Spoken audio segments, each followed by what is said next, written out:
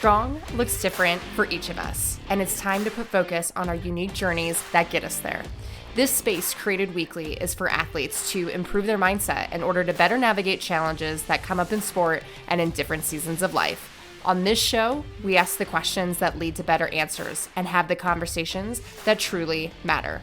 This is the Becoming Your Strong podcast. Hey, you guys. Welcome back to another episode of the Becoming Your Strong podcast. Just a solo episode. You just got me today, but stay tuned for next week because there might be a highly requested guest that's going to make their return back onto the show. So stay tuned for that. But this week is a fun week because it's my birthday week. Yay, turning another year older. I remember this time last year, I was like having somewhat of like a meltdown because it was like, okay, I'm turning 30. Like, this is it. This is where I start to get old. And then the day I woke up on my 30th birthday, I was like, everything hurts. Why? But it's been one of the most incredible, game-changing, memorable years that I've had. And I'm really excited to talk to you just about my last year around the sun and lessons that came from this that I hope bring you some really insightful things to your life. But before we do that, let's go ahead and jump into the Becoming Your Strong moment of the week. I'm going to shout out one of my clients, Nikki, for her courageousness in just coming to me with some things that have been on her mind as of lately. Nikki is one of my brand new clients. She trains with me at Underdog Fitness. I do a lot of her online programming, but she's local here to Colorado, so I get to squeeze and love on her when we do crazy challenges together. But she came to me as of recently because she was having this feeling of inadequacy. And I totally understand where she's coming from. I think we've all been there where you are surrounded by just constant talent and people that are doing amazing things to the point where it's exciting, but it's also slightly overwhelming. And you're trying to figure out where you fall into the puzzle piece, if you are doing enough, if you just are enough. So when she sent me this message of like, hey, I just need some advice. I need some reframe here. Can you help me? I was so proud of her and her vulnerability and courageousness to just do so, because you guys, it's one thing to recognize these feelings and to sit in that pity, and it's a totally other thing to recognize it and choose to do something about it. Many times on this podcast, I've talked about what a freaking privilege it is to be surrounded by people that are better than you and to not be the best person in the room. It's given me personally, when I've been in this situation, a chance to seek proof and what's possible for me, and also to learn the lessons that I might be struggling to see had I not be put in these situations. That simple mindset shift usually will not only get me, but the people that I share this with. It allows for us to all think differently, but it doesn't mean it works right then and there. You have to continually come back to it and come back to it, probably a couple of times before it really starts to click and settle into something that's a habit to you. What I want to add to this is not only is this shift important, but I would ask for you to really evaluate what's going on in your life. Is your wheel of life fairly balanced, or is it severely lumpy and bumpy?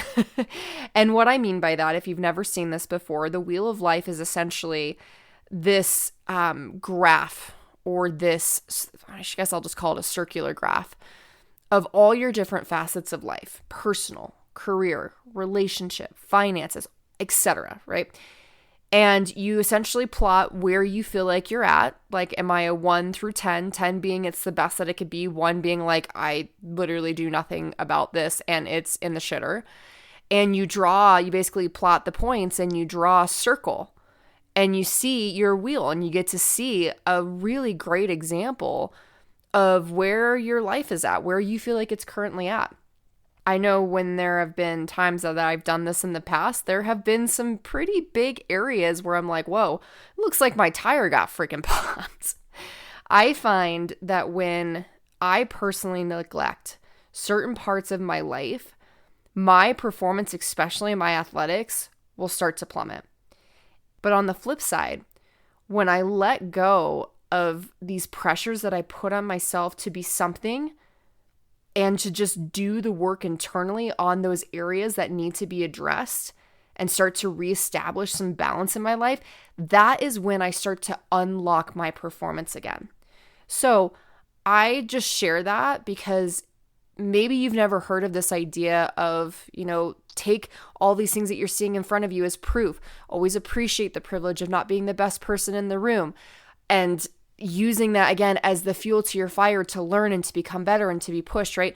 That's one side of the table, right? You might already be grounded in that. Now let's look at the other side of it, which is take a hold of your life again. And maybe the reason why your performance is getting clogged, why it's bottlenecked, is because there's certain parts of your life that you're choosing to neglect, and subconsciously that's impacting you.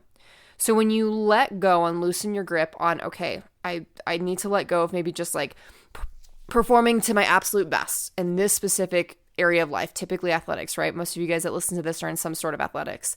When I let go of the pressure and expectations of that, and I start to just focus on becoming a better person and fulfilling those different needs in other parts of my life, oh my goodness, the change that will happen, the energy that you'll get back, the joy that you'll start to feel, it's like you're almost like floating on a cloud of just like trust.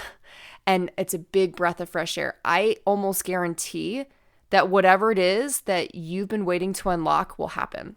That all of that work that you've put in did not go to waste, that it was waiting for you to address those other things before it could be like, all right, awesome. You addressed this, you learned the lesson. Now here's the fruits of your labor, right?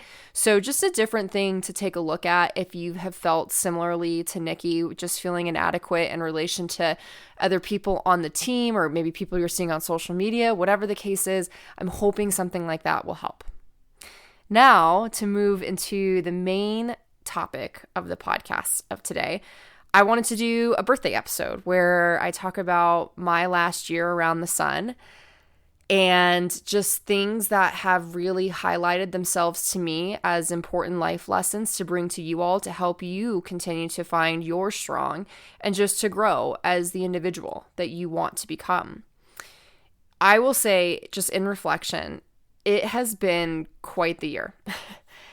I would honestly say that this has been one of the best and most memorable years of my entire life. Career-wise, I've become a well-known DECA coach, which has been a dream of mine. And I work for not only the best gym in Colorado, but I work for Underdog Fitness, and I get to be a part of their elite team and represent them. Personally, I have the most wonderful man in my life that I get to be in a relationship with and call him my partner. I have incredible friendships, some that are brand new and some that are still lasting. And I honestly feel like I've been able to step more into who it is that I want to be as a person, which is such a gift. Athletically, I had a breakout season. If you've been following along, you'll know the highs and the lows that I've been through and just the crazy trajectory of winning that I've been on.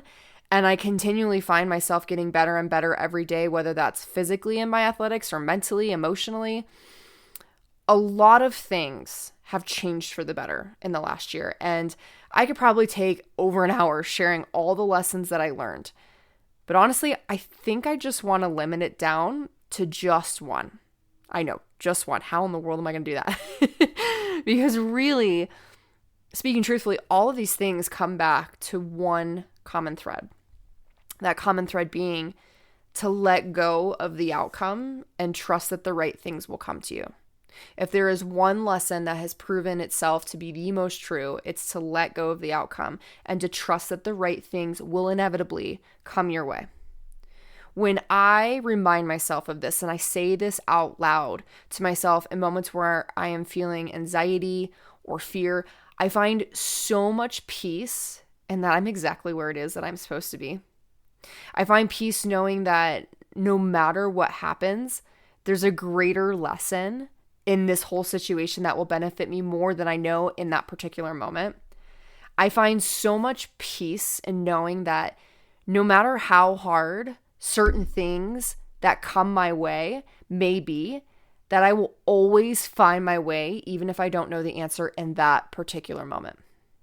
Trusting that the right things will come to you does not mean that bad things will not come your way. In fact, you guys, you want the bad things to come.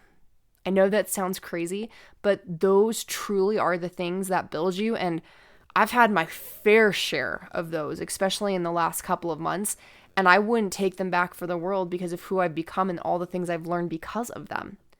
I will also say that trusting the right things come to you also does not mean that there is no effort or work involved. That is the exact opposite of actually what that means.